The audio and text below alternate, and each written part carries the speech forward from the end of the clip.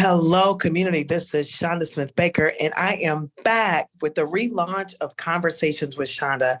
I am so excited to bring this new episode to you with Isabel Wilkerson. After a 30-day hiatus, the Conversations with Chanda podcast has moved from the Minneapolis Foundation to be under the ownership of me, Chanda Smith-Baker.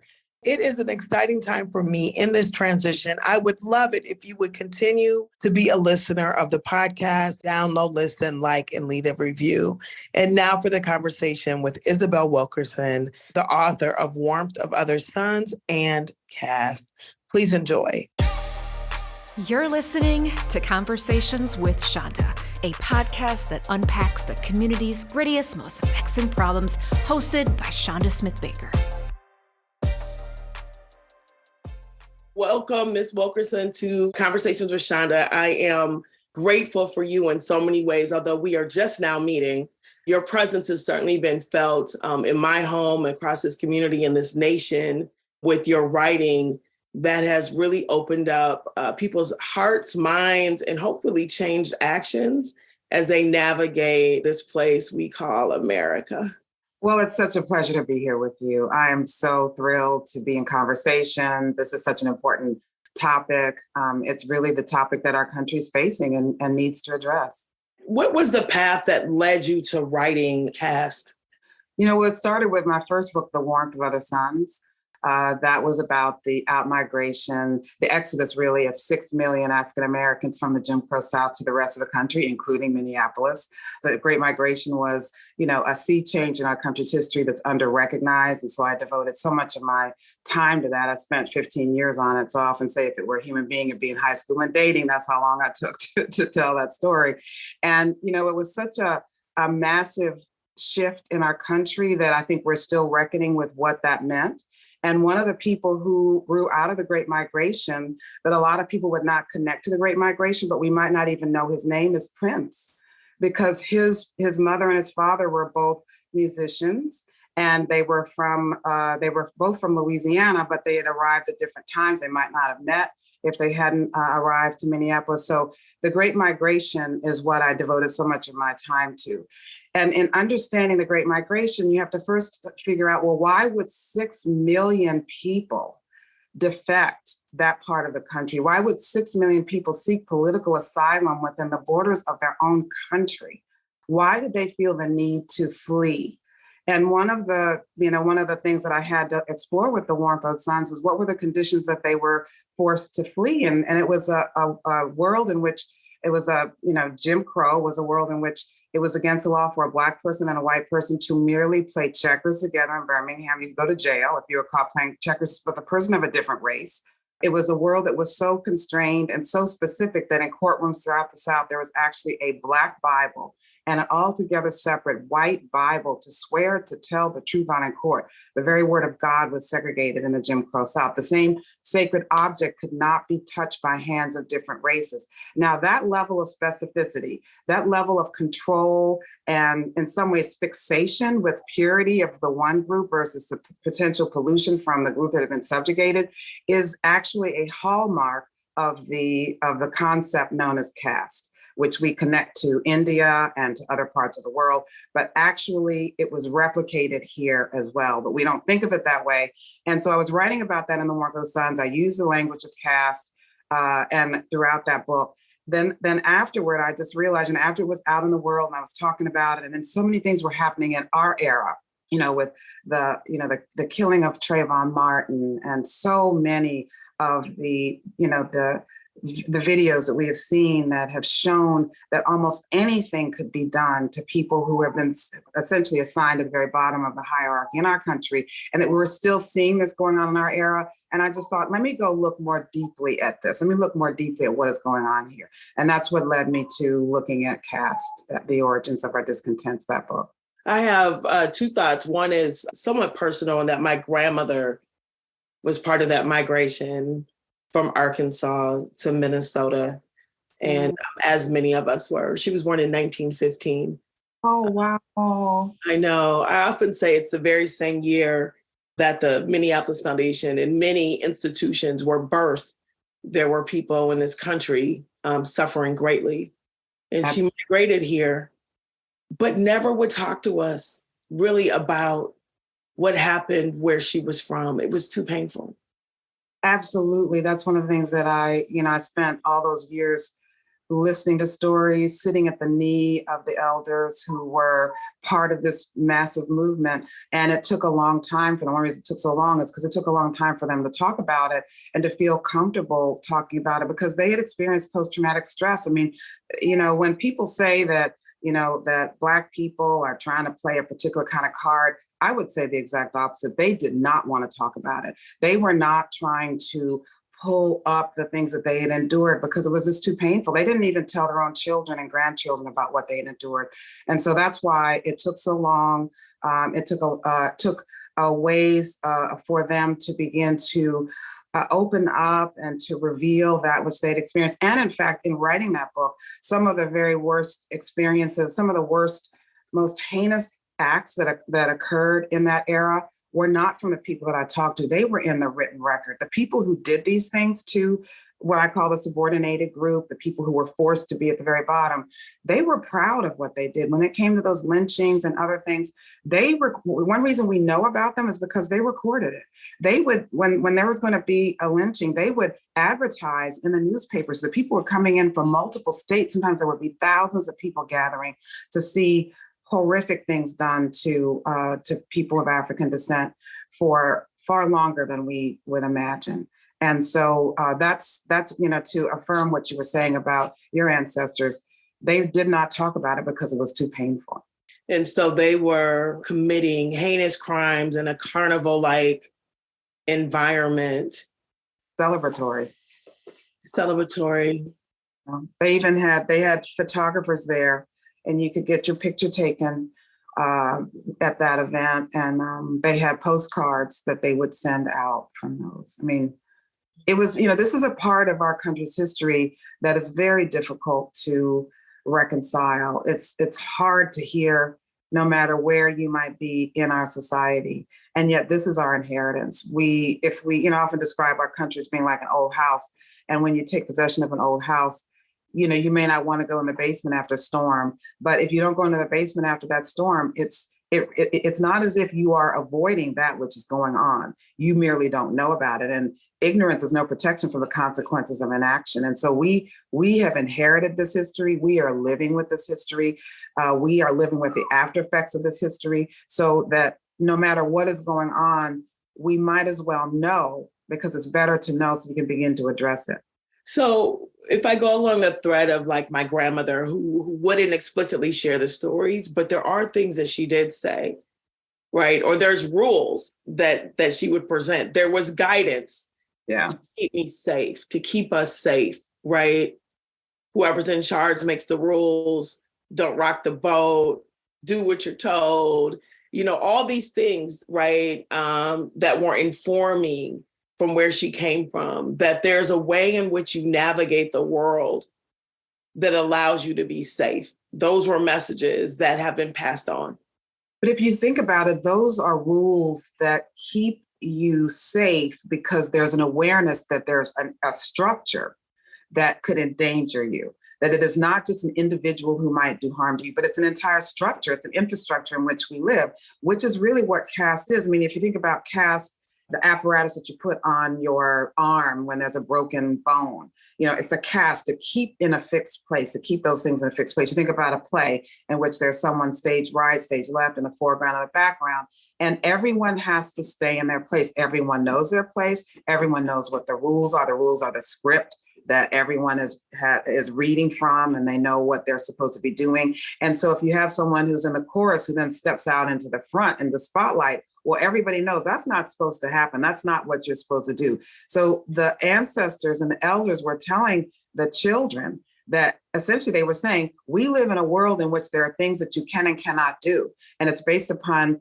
the group that we are part of. And in order to stay safe, you must stay within the lines that have been drawn for you. And that's essentially what a caste system is. So in some ways, it's being passed down on all sides. Now, anybody who's in that caste system, that means that people who are assigned at the very top of the caste system, they know the rules and they know that they can do certain things. They have been programmed without it doesn't even have to be said. They know the kinds of things that are expected, or that they can do, the kind of prerogatives that are theirs and presumably theirs alone. Whereas, those who are assigned at the very bottom, which is what African Americans have been since the time of the arrival, at the beginning of enslavement, we have had to learn the rules of what we can and cannot do, and it's passed down through the generations. This is not to say that the ancestors were telling us to be small. It's just that they were trying to tell us to be safe so we could live, necessary for generations upon generations. Yeah. What about those that were there when those lynchings occurred, right? There's the other side of it. Like, what generationally happens to those that grew up witnessing those events, understanding, living in the Jim Crow South? Like, how does that sort of metabolize over generations in the same way of just knowing that they then get to make the rules? Or how does that play out? Well, what it does is it affirms the presumed primacy of anyone in that group without even having to say it. And I remember in researching Warmth of the Suns, and I came across this newspaper article about, one of the lynchings, and one father had his 3-year-old son with him, and he had his 3-year-old son on his shoulders so he could see what was going on. He said, "My son can't learn too soon. My son cannot learn too soon." So this was all part of the indoctrination, the education, the programming of those who were born to a group that from the very beginning of the founding of the country was presumed to be at the very top, assumed to be entitled to be at the very top. These are all arbitrary assignments based upon, who had the power at the time the country was founded. These were the people who were the colonists and those who looked like the colonists, others from Europe who came to this country and created a whole new group of people who never needed to exist before. I mean, the idea of being white versus being Black, that's a fairly new concept in human history. I mean, human history goes back for, millennia. But the idea of race, as we know it, is a fairly new one that goes back to the transatlantic slave trade. So before that time, people were essentially restricted to the parts of the world that their people had been for millennia. So that in Europe, there was no need for them to describe themselves as white because they would identify themselves as Irish or as Scottish or as Polish or as Bulgarian, whatever they were. But they did not need to identify themselves as white. It was only when you come to this, what was then considered the New World, a new country in which people were then creating a new hierarchy that had never needed to exist before in this form, and then bringing in Africans to build the country for free. And that thus means that you're creating a hierarchy based upon what people look like. And then so this idea, I just want to often say that this is fairly new. This is a social construct that did not have a reason to exist until there was the imperative to building a country very rapidly and to extract the wealth and to create a world. And the world that they created is one that we're still living with the after effects of. And so one of the ways that they did this was to justify the diminishment and subjugation of those who were assigned to the very bottom, those who were assigned to be enslaved, by suggesting that they were inferior in terms of intelligence, that they were inferior in terms of their beauty, that they were inferior in terms of their ability to be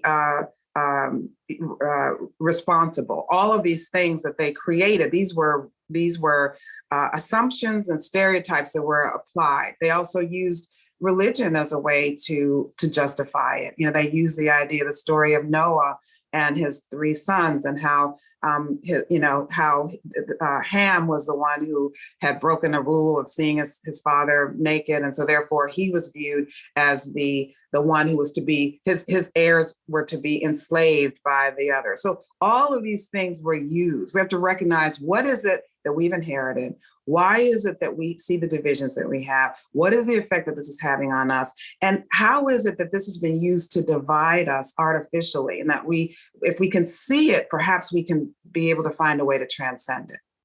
So if we can we go through some definitions? Because I think it will lead into the next question that I'm curious on. So the difference between race, class, and caste. Yes. because I think we use them interchangeably. And I think caste, largely due to your book, I think is a relatively new concept for us here in America. Can you just help us understand the difference between the three? Well, caste is the ancient concept of hierarchy and division that goes back for millennia. It is the oldest of all of these possible forms of dividing people up. And, caste essentially is an artificial, arbitrary, graded ranking of human value in society. It's what determines one's standing, respect, benefit of the doubt, access to resources or assumptions of competence through no fault of anyone, but just due to the assignment, the artificial, arbitrary assignment of one group being presumably above another. And also there's ranking, there's groups at the top, and then there's groups at the very bottom, and there are those in between. And so this is essentially the infrastructure of division that goes back for millennia. It is the oldest form of human division. So that's the basis of it. And then when you have a caste system, you can use any number of metrics in order to divide and to rank people. You could use religion, you could use language, you could use immigrant status. In our country, the tool, the metric that the colonists chose to use to divide and to rank people was what people look like in a phenotype and color, meaning what we now consider to be markers of race. So race was what this particular hierarchy, this particular caste system chose to use to divide and to rank people. And once you have chosen that and you start to find ways to justify that, often using some text, often spiritual text, religious text is often used to justify it. Once you've done that, then people start to feel like it's primordial, that it is almost in the water, that it's something that is essential to being, that it's almost always been this way. And it's something that is just, that's how powerful and profound and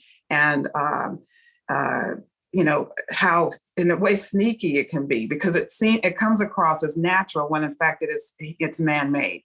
Now, class is something that is an additional thing that is a form of recognizing or penalizing people on the basis of yet another metric. And that would be the things that you can do to try to elevate yourself within any society. So class becomes, in some ways, how I would describe it is, caste is the bones and race is the skin. It's what we can see. And then class is like the clothing that you can put on yourself in order to elevate, signal. There are things that you can do in theory in a society. You can get education, you can, change your accent. There's certain things that you can do. And we associate that with class because that's the kind of thing that you have some control over. You don't have total control over, because what you may be born into a particular class. So it makes it harder for you to climb out of a class that is lower to begin with. But the thing about class is that it is a thing that you can, under many circumstances, you can change that. When it comes to caste and to race in our country, it's harder to change that. It's what you're born to.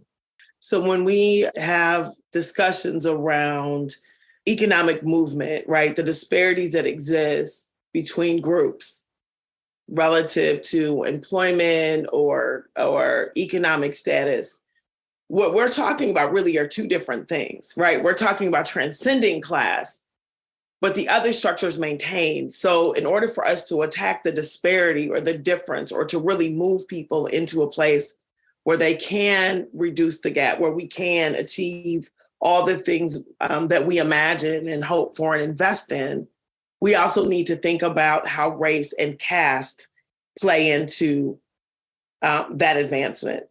Yeah, a really good example of the difference between class, caste, and race is there's several, but one of them is an example of the editor of British Vogue, who is a man of African descent, one of the best dressed, successful men in the world, Edward Enninful. And he described a couple of years ago about how he was walking into his own building. Now, he's the editor of British Vogue. He walks into his own building and the security guard tells him he's going to have to use the freight elevator. He cannot use the main elevator that business people are to use in that building. He's directed to the freight elevator. You need to use a service elevator. Just because he's walking in now, he has achieved everything that presumably every one would seek to achieve in terms of class. You know, he's highly educated. He is the head of this entire company. He is well dressed. He's taken care of all of that.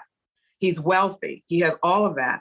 And yet he's told to use the service elevator of his own building. Now, obviously, it was taken care of and it was, you know, he dealt with it. But that means that this could happen in any circumstance. It means that you could do all these things that presumably put you in a higher class and still confront on a regular basis the actually life and death consequences of caste, and in our country, race being the metric that's used to determine what caste you're in.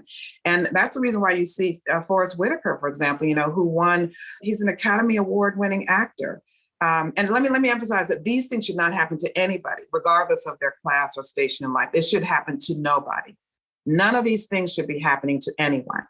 And yet he goes into, you know, a deli in Manhattan, and he walks in and he decides he thought he might see something he wanted, but he didn't see anything. So he turned around to leave. And the staff there, they actually went to him and tackled him and put him to the ground because they thought he had stolen something. Because he came in as a Black man and didn't buy anything, he was tackled, and he was spread down on, you know, had people on top of him, essentially accusing him of having, you know, shoplifted.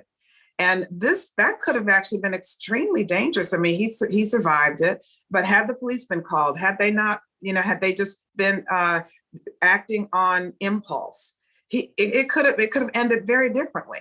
This is what people live with day in and day out, regardless of whatever their class may be, because ultimately one of the factors that looms larger is the infrastructure of divisions and the ranked hierarchy that is signaled by what you look like, which is what we consider to be race. And that is the infrastructure. Even after you've taken care of all these other things, this is what's left. And of course, the most extreme example, of course, is what we saw happen to George Floyd. You know, no one to help him, no one to save him, his humanity stripped from him, and his very life taken from him. And over what? It was over, again, these are the things that are presumably mundane things that could literally mean a person's life. He was being accused of having presumably tried to pass a counterfeit $20 bill, which we learned at the trial of his killer was not even an arrestable offense.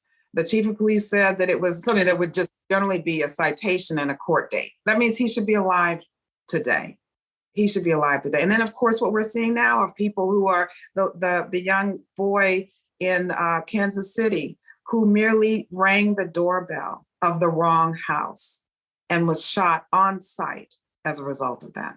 This is a family that were an immigrant family from Liberia that was living in this, you know, what was they considered to be a nice neighborhood. He was being asked to do what many, you know, teenagers would be asked to do, is to go pick up your younger siblings, very routine. And he ends up ultimately being shot and in the ICU as a result of these assumptions about people on the basis of what they look like.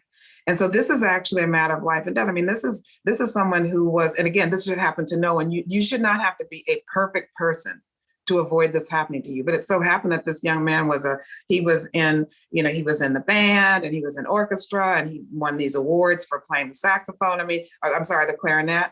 And so, you know, what is it that it takes to protect you?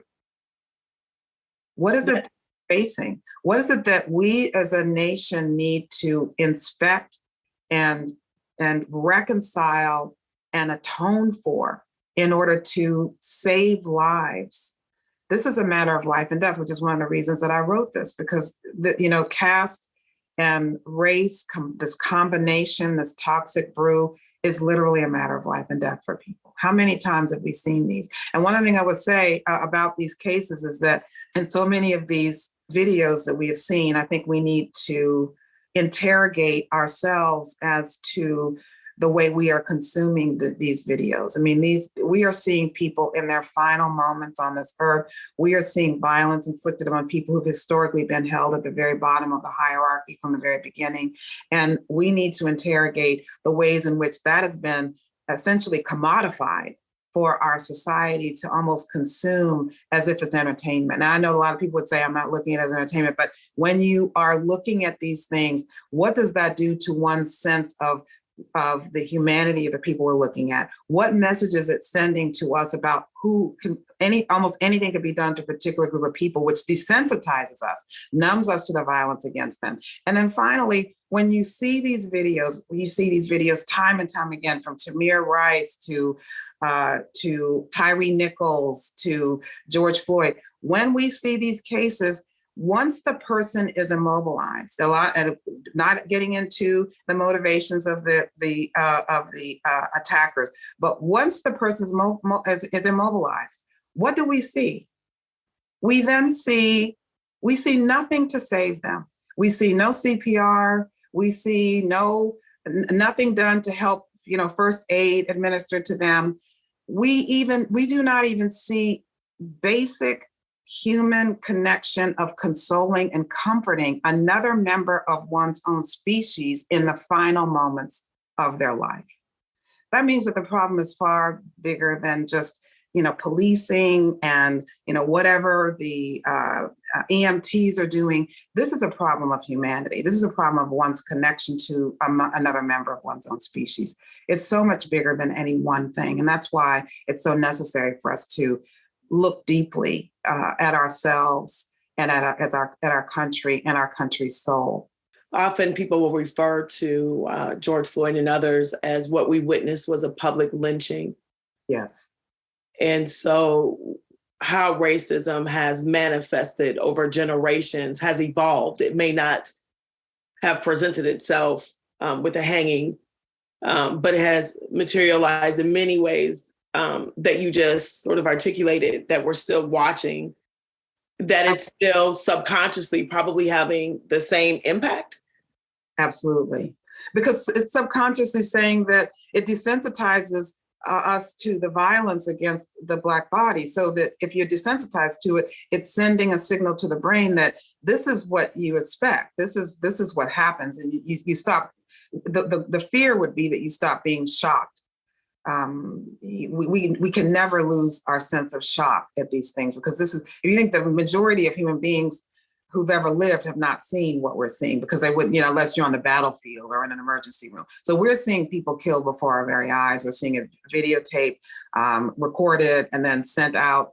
It's up on YouTube. So that these cases that we're seeing, these acts of violence, are reaching much, much larger audiences than any lynching ever could have.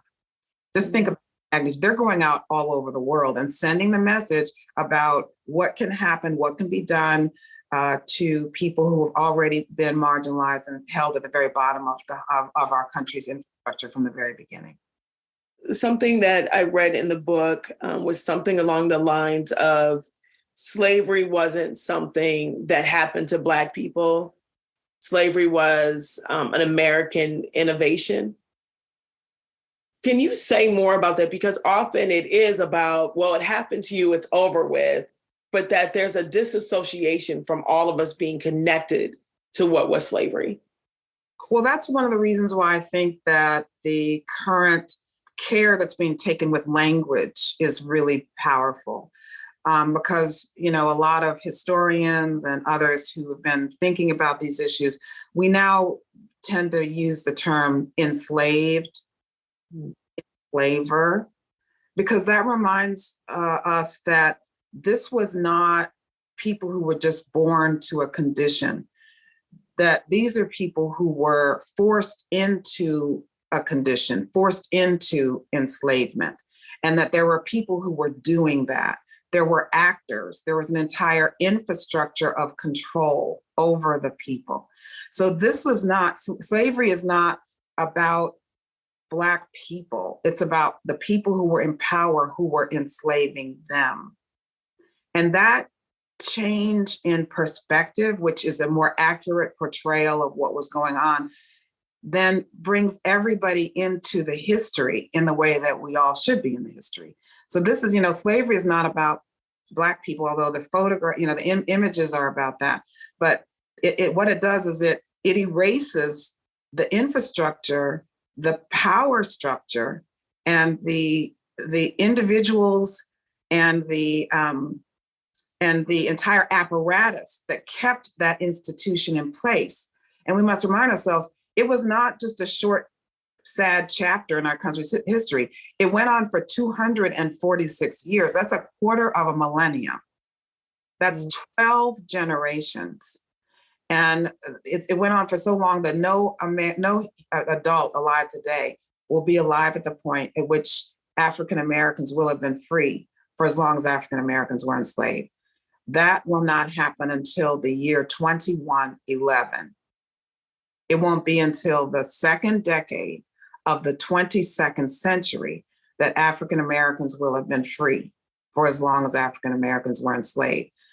That was occurring because of the infrastructure that was in place to hold people essentially hostage for a quarter of a millennium. And understanding our country means understanding how that could happen. What are the ways in which we are still living with the after effects of that? And essentially reconciling our history in a way that we haven't, so that we can truly free ourselves. And you can't be free until you've recognized where you've come from. Can you explain to us the term double consciousness? The double consciousness has to do with the ways in which, if you are assigned at the very bottom, and also W.B. Du Bois he actually was one of the first Black scholars to make reference to the term caste. He spoke about caste, used the term caste in his seminal book, Black Reconstruction. And he recognized that after the Civil War ended, there was an effort to essentially reestablish the power dynamic. They did not want to let go of all that they were accustomed, meaning the enslavers and the enslaving group did not want to let go of the power that they had. They did not want to let go of that structure. And so what they did was they recreated it after the end of Reconstruction. And so what that ended up doing was it replicated the same level of diminishment, subjugation, subordination through the Jim Crow laws. The double consciousness has to do with recognizing having to maneuver and manage through a system that subjugates you while recognizing that actually is not who you are.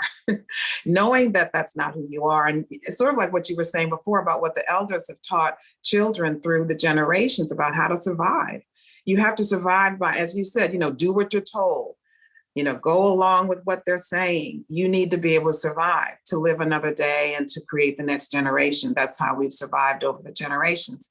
And so the double consciousness means holding in one body, holding in one consciousness, holding in one brain, one mind, the sense that when I go out into the world, I cannot be what I really truly am. I have to keep it contained, have to do what I'm told, have to play a role. As I said, like a cast and a play, I have to play a role. But if I'm really myself, I know that I'm smart. I know that I'm great at math, whatever it may be that you're good at. But I have to be very careful when I go out into the world because there could be dire consequences if I'm not. That's the same message. I mean, W.B. Du Bois was talking about that, and so have our ancestors, which is how we've survived. For those that are really in a moment, especially in our city, in Minneapolis, in our state, Minnesota, following George Floyd, we're coming up on the 3rd anniversary of his murder. It has shaken, I don't know if we've reckoned, but it certainly has shaken us to think differently about what is occurring around us. But I'm not sure that if caste is sort of in the water, right? Like if it is the structure, how does one then identify something that's always been, right? Like what is the exercise of identifying and acting? Like what should we be doing or thinking about or recognizing, or what do we do if it's in the water? Well, one of the reasons that I think caste is useful is because when you're having a conversation about these issues, one of the things that shuts down conversation with even the most presumably open-minded person from what I call the dominant caste is the idea of bringing in racism and trying to call people into account for actions, for behavior, for statements that are hurtful to the marginalized group. And once you bring in that word, then all conversation shuts down. People become defensive. They don't want to talk about it. They say, I'm not. They'll start talking about, that they have people of color. I got friends like you. They got friends. They might have, a nephew who's biracial. That's what people start doing. So they start to shut down and start to be defensive, and you can't get any further.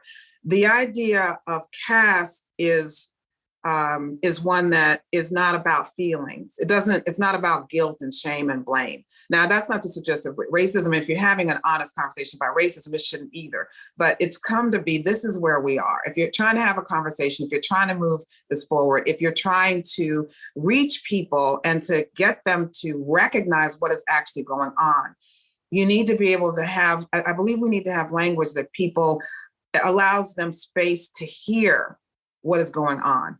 And because caste is an ancient concept that does apply to us, people may not wish to hear it. It's the kind of thing that that sounds new, but it actually is quite old. And that such people as W.B. Du Bois and Martin Luther King, and also anthropologists who went into the Jim Crow South and studied the Jim Crow South when it was at its height, they actually risked their lives to do so because they had to act in accord with it. Then they have emerged using this language, then maybe there's something that it can teach us. Because what it does is it takes away the idea of the personal and suggests that we have all been programmed with the script that we have been trained in. And if you recognize that there's a script that you've been trained in, then you can see how this could be operating within one's own self and within the society at large. Almost as like I often have this description of almost like we're puppets, who, the master puppeteer, which is sort of the overarching code of instruction, which I call caste, is directing us. And once you recognize that, we need to tear up the script. We need to recognize first that there is a script to be torn up. And once you recognize that, then it allows you to not take it personally. This is programming. And if you've been programmed, then you can be unprogrammed. And I pull out everything I can. I talk about the matrix, Right. Matrix, which I think is very instructive, because what it says is that, once you recognize that you are part of a pod that is not even real, that's been inserted upon you. And then once you recognize that, then you should want to be free of it. You should want to say, I don't want to be part of that. I mean, I want to be able to think clearly. I want to be able to see people as they truly are. I want to be my fuller self. I want everyone around me to be their fuller selves. That would be the goal of all of this, is to first see. You can't fix what you can't see. And that's the goal of this, is to first be able to see it. Now, it does not fall on those who've been historically marginalized to fix all of this, which is why I start the book with a quote from Einstein, one of the smartest people who ever lived. He said, if the majority knew of the root of this evil, then the road to its cure would not be long. So you have to first know. I mean, people do not know.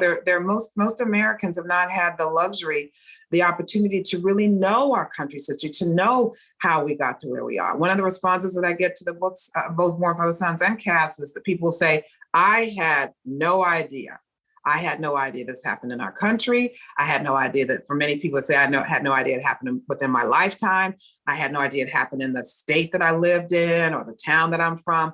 People are living in sundown towns and don't even know that they were living in sundown towns. There's a lot that people don't know. So that does not mean it solves everything, but let's at least start. Let's give a chance to people to say, learn the history and know how we got here. That's one of the reasons why another example I give, another metaphor in the book, is what do you do when you what happens when you go to the doctor's office? A lot of times the doctor, if you have an ailment that seems to be defying solution, the doctor will ask you not only your history, your medical history, but your parents' medical history. It's a long, long thing going through every system in your body, your parents and your grandparents even. What ran in your family's history? What could be going on with you? Sometimes before the doctor will even see you, you have to fill out all these forms. That's because what's happened before you matters. What's happened before you can be part of the diagnosis. What's happened before you is part of the reason that you're facing whatever you're facing now. And so that is part of what you do in diagnosing anything.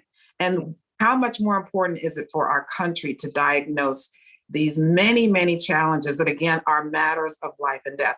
We can see in these cases, I mean, in this 1 week that we've just come from, there was a person who, the young man in Kansas City, who was shot because he rang the wrong doorbell. He is from what I would call the subordinated caste. He's African American, he's Black. Then just like the next day or 2 days later, there was a young white woman who was killed because the car she was in, they were looking for a house for wherever they were going to, and they drove into the wrong driveway. And as they were backing out, someone came out and shot them, and then she was killed. And then there was a case of the cheerleaders who got into the wrong car. So what happens is, it's often said that when the country catches a cold, Black people catch pneumonia. That's one thing that's said. But the other, turning it around, is that, you know, that what happens to those who are at the bottom of any caste system, those who are assigned at the very bottom of any caste system, becomes a canary in the coal mine. It spreads to everyone else. It does not contain itself to the one group. So everyone suffers as a result of what happens to those who are assigned to the very bottom. It does not contain itself to the one group that might be seen as the target, the one group that's most vulnerable. It spreads because it becomes part of the atmosphere, the air that we breathe. And so I say all this to say that is why it's necessary to know how we got to where we are so that we can begin to fix it. Do you have any examples of how this might manifest, like in workplaces? There's a lot of DEI work that is happening across this country. There is an examination that moves into tactical decision-making without the examination, or with the majority of people perhaps in your workplace that don't understand the history that you just laid out for us. Yeah. So do you have any practical advice on this DEI work that is hoping to move us from injustice to justice, particularly in workspace? Yeah, I feel that what you're describing is what I sometimes will hear from people who, before even looking at the history, before even cracking open the book, they'll say, well, what can we do about it? Like, what can we do about it? Well, you can't fix what you have not looked at, what you haven't understood. You have to understand it before you can begin fixing it. If you do a science experiment, you never just go straight to, okay, this is the solution. You have to understand the problem first. Sometimes more time is spent on describing what the problem is. Again, looking at, when you go to the doctor, if there's some ailment, there are all these diagnostic tests that you have to take. They don't just start from the beginning. We think it's this, and we're going to give you this pill. We're going to give you this. They have to do all this diagnostic in order to understand what is the problem. How do we get here? And this applies to any structure, any system within the larger infrastructure that we're living in, whether it's criminal justice, whether it's healthcare, which is huge. I mean, we're looking at the disparities in healthcare that are so extreme that Black women's infant mortality rate for their children and the maternal mortality rate are so many times higher than they are for their white counterpart, that it has raised the number for the entire country. So the United States fares very poorly compared to our peer nations when it comes to maternal health in general. It's a national health crisis that we're not recognizing, and that's not getting nearly enough attention. I also want to say, speaking of what we were mentioning before, class and income do not protect against the mortality rates that Black women are facing when they when they're either just given birth or their children. That the rate is much, much higher. They do not fare well against their white counterparts. It really is a national crisis. But when you're speaking about DEI and the race to the instantaneous desire to just fix it without looking at the problem, it means that, as for any other institution or any other system within our society, you have to look at how we got to where we are. And almost every institution has a history, because segregation went on for so long, and many, many institutions, many, many occupations have only recently, when I say recently, in the long history of our country, Black people were not even permitted in many, many occupations until the 1960s. And that was by law, to the 60s, so we're not talking ancient history. We're talking within the lifespan of some people alive today. Some of the people in many institutions that are and companies that are doing DEI work now, there are people in those institutions right now who might have been the first people of color or the first Black person to be in those institutions. Look at what they might have experienced as the first ones in those institutions. So this is not ancient history. And I believe that when you're doing this kind of work, looking at the history of one's own institution is where you have to begin, not end, but begin, because you need to understand what has been the personality, what has been the character of the institution. Why did the institution begin to integrate to begin with? Was it by decree? Sometimes it was because there was a lawsuit, many cases of lawsuit. Look at the history of how you got to where you happen to be before you sit down with a 10-point plan when you haven't looked at how you got to where you are. I just think that that's one of the biggest mistakes that we all make, because we don't want to have to think about the history. We want to just fix it now. In our country, it took us 400 years to get to where we are. If you have companies, and many companies are now recognizing, a lot of banks and a lot of insurance companies are recognizing that they themselves, and even some universities are recognizing that they themselves were part of the slave trade, that they were the ones insuring the enslaved people, that they, which were considered property, that they were the ones who were providing mortgages or loans to those people who were purchasing slaves. So this is a part of the history. And I think that if we want to race to a solution without looking at the problem, then it's not going to end with an enduring resolution to these challenges we face. Right. I think the other piece about the strategy in some places, right, this is a generalization, is that they have one department, one person that is to lead them through this. And so what we're living in, this caste system, cannot be dismantled by a few people. Correct. Absolutely. One of the biggest challenges that we face with all of this is sort of like what Einstein was saying, but I would add something to it. And that is, people need to recognize, this is human nature, people need to recognize how the organization itself is suffering as a result of inequality. They need to recognize how they themselves, as managers or as, whatever they're trying to do, wherever their position may be, that they are being held back by this as much in their own way, not in the same way, but in their own way. And I give an example of, in my own case, it's from the book, where when I was a national correspondent with the New York Times based in Chicago, and I was working on this story, a fairly routine story, in which I had to interview all these people, and I've been interviewing people all day. I called them in advance and let them know and told them I was doing the story. They were all thrilled and excited to be in this piece. So I had no problems at all, with the interviews until I got to the last one. It was the end of the day, and I'd arrived to this establishment a little early. And the person I was there to interview, who I'd called in advance, made the arrangements with, talked to on the phone, was not there. I was told by his assistant that I needed to, just have a seat and just wait. He would be there shortly. And then minutes later, this man comes in. He's flustered. He's in a hurry. He's trying to take off his coat. And the assistant tells me that's him. That's the man that, you have the appointment with. And so I go up to him. I'm a journalist. I'm there to interview him. And he waves me away. And he said, I don't have time to talk with you right now. I'm getting ready for a very important appointment.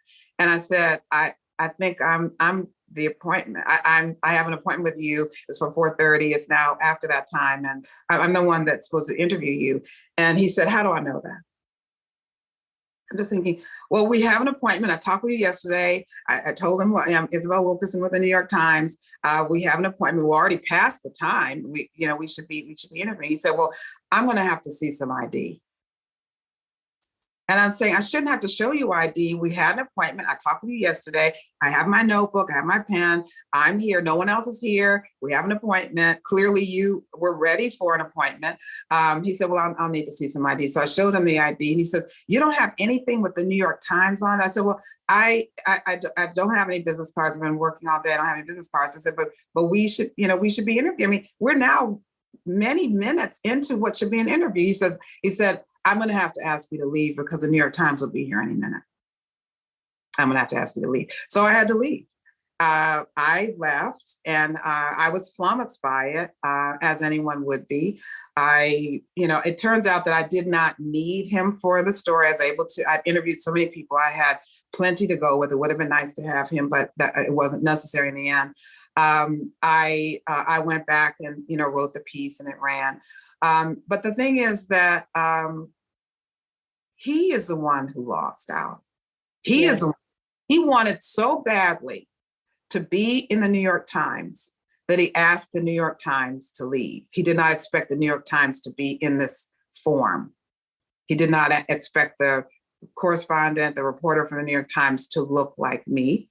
And therefore, he asked me to leave and missed out on an opportunity that he wanted so badly, he asked the person to leave.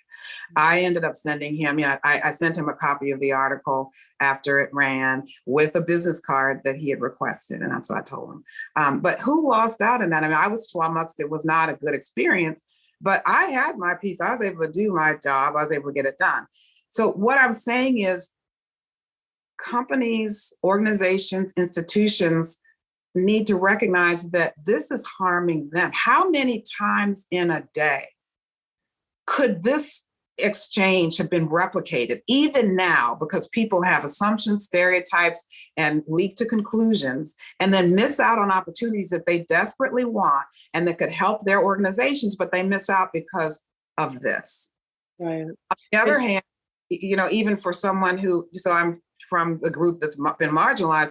And so what effect does this have on the people who are marginalized in this group, in the organization? So this affects everyone. It affected me, but it affected me not in a good way, but it affected him in an even worse way. If you multiply this times hundreds of thousands of interactions and transactions and interchanges that are misunderstood, lost altogether, end up with some bad feeling, whatever it may be, this is disruptive to the way an organization works. So people need to recognize this could be affecting them without them even realizing it. Right. And I guess my question with that is, so the people that are listening and saying, well, that was just one bad actor. That was one bad actor in the play. The rest of us don't act like that. I'm sure he did not see himself in that way. He saw himself as doing what was best for him to be able to get in the New York Times, not realizing his own unconscious bias and blind spots is what I'm saying. He asked me to leave. Why did he ask me to leave? It hurt him as much as in fact, more than it hurt me. That's the reason why I would say to people that, again, I have all these metaphors that come to me. And one of them is that we, as a country, have a pre-existing condition, and it affects all of us. And if you have a pre-existing condition, something that runs in your family, if you think of our country as one big family, we're all interconnected, whether we wish to see it that way or not, then, if you have, if it's diabetes that runs in your family, or hypertension that runs in your family, or alcoholism in your family, there's certain things that you do and certain things that you learn you need to be vigilant about. And you can never let that vigilance go. You've always got to be on the alert for these things. If if alcoholism runs in the family, then you have to be hyper vigilant about that. You don't say, if someone has experienced the disease of alcoholism, you don't say, okay, I was really good this past year, so I can have a drink now. You recognize what the pre-existing condition is, and you act accordingly. We as a nation have a pre-existing condition, and none of us escape the pre-existing condition that we have inherited. That means that we all have to be vigilant. We all have to recognize that we all breathe this polluted air and could be exposed to this and have been exposed to the unconscious biases that run rampant. And the thing about unconscious bias is that people who are even from marginalized groups absorb the same unconscious bias. Unconscious bias is seen as being, one of the latest numbers is that 80% of white Americans have unconscious bias, anti-Black bias, but a third of Black people have unconscious anti-Black bias. Why is it? That's not because people are good or bad.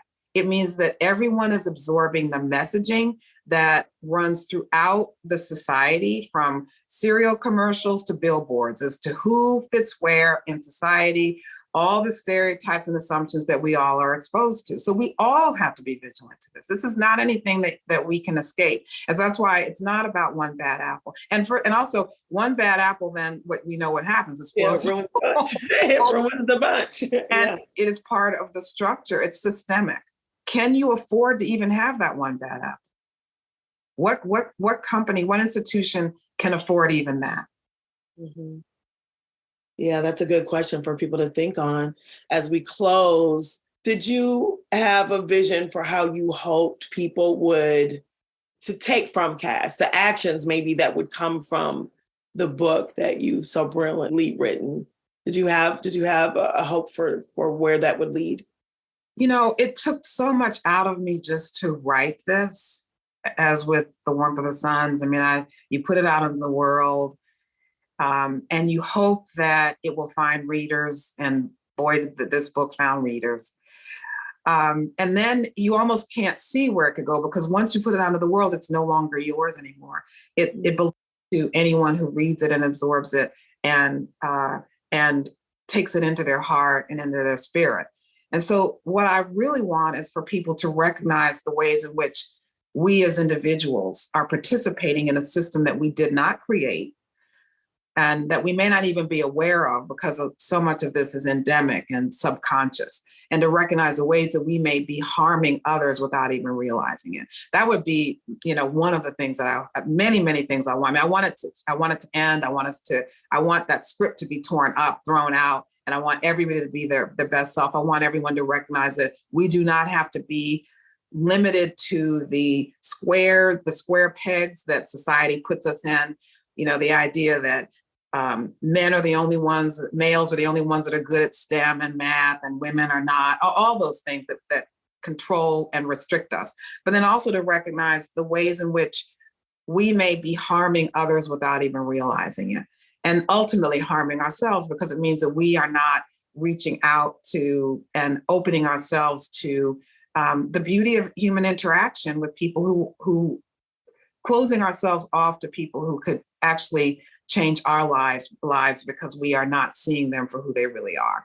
I really truly believe that, the flap of the butterfly wing that causes a bit of a stir on the other side of the Atlantic and then goes all the way over to the other side of the ocean and can actually create a hurricane. It has to start with each one of us. What can each one of us do to recognize what we have been exposed to, examine our own history, our own biases? What have we been told? Like you said before about the ancestors who told us, do what you're told, be safe, do the kinds of things that ultimately they were saying for us to be able to survive, but also they were saying for us to kind of fold into the caste system without, with love. They were saying it. We want you to be safe.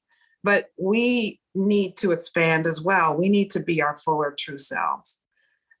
Everyone needs to be their true full self. And that would be my ultimate goal. If people were their fuller, true selves and could self-actualize and find a sense of contentment and joy in their self-actualization, then I would like to believe, maybe this is pie in the sky, but I would like to believe that so much of this rancor and envy and resentment, we would be able to transcend it because everyone was being who they were intended to be. That's what the idea of breaking caste is. It's like, be who you're supposed to be.